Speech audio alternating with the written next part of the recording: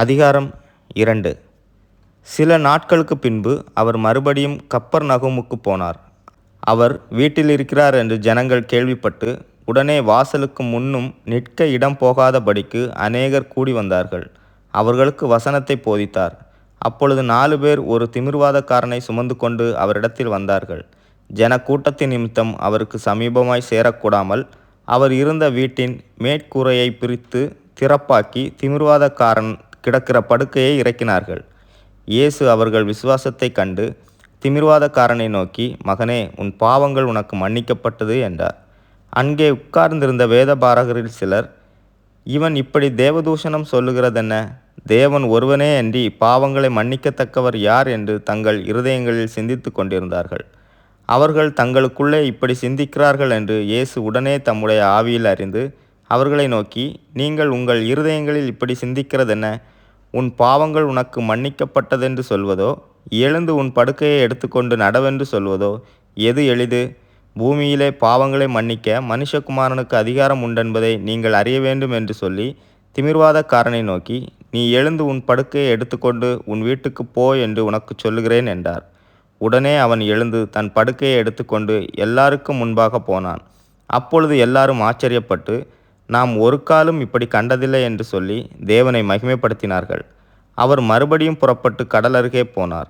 அப்பொழுது ஜனங்கள் எல்லாரும் அவரிடத்தில் வந்தார்கள். அவர்களுக்கு போதகம் பண்ணினார்.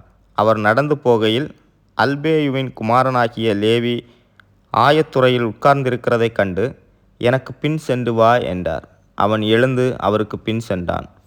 அப்பொழுது அவனுடைய வீட்டிலே அவர் போஜன பந்தி இருக்கையில் அநேக ஆயக்காரரும் பாவிகளும் அவரோடு கூட வந்திருந்தபடியால் அவர்களும் இயேசுவோடு அவர் சீஷரோடும் கூட பந்தியிருந்தார்கள். அவர் ஆயக்காரரோடும் பாவிகளோடும் போஜனம் பண்ணுகிறதை வேதபாரகரும் பரிசேயரும் கண்டு அவருடைய சீஷரை நோக்கி, அவர் ஆயக்காரரோடும் பாவிகளோடும் போஜனம் பண்ணுகிறது என்னவென்று கேட்டார்கள். இயேசு அதை கேட்டு, பிணியாளிகளுக்கு வைத்தியன் வேண்டியதே அல்லாமல் சுகமுள்ளவர்களுக்கு வேண்டியதில்லை, நீதிமான்களை அல்ல பாவிகளையே மனம் திரும்புகிறதற்கு அழைக்க வந்தேன் என்றார். யோவானுடைய சீஷரும் பரிசேயருடைய சீஷரும் உபவாசம் பண்ணி வந்தார்கள். அவர்கள் அவரிடத்தில் வந்து, யோவானுடைய சீஷரும் பரிசேயருடைய சீஷரும் உபவாசிக்கிறார்களே, உம்முடைய சீஷர் உபவாசியாமல் இருக்கிறதென்னவென்று கேட்டார்கள். அதற்கு இயேசு, மணவாளன் தங்களோடு இருக்கையில் மணவாளனுடைய தோழர் உபவாசிப்பார்களா? மணவாளன் தங்களுடனே இருக்கும் வரைக்கும் உபவாசிக்க மாட்டார்களே. மணவாளன் அவர்களை விட்டு எடுபடும் நாட்கள் வரும், அந்நாட்களிலே உபவாசிப்பார்கள்.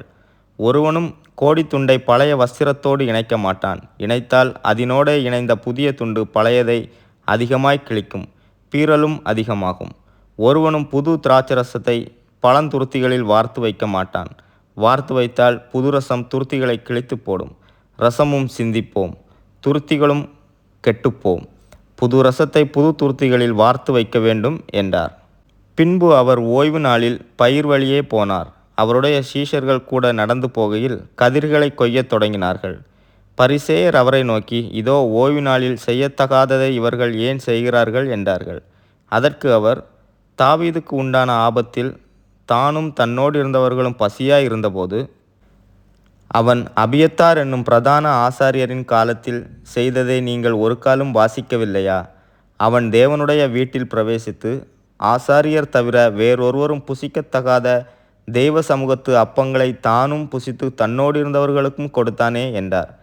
பின்பு அவர்களை நோக்கி, மனுஷன் ஓய்வு நாளுக்காக உண்டாக்கப்படவில்லை, ஓய்வு நாள் மனுஷனுக்காக உண்டாக்கப்பட்டது.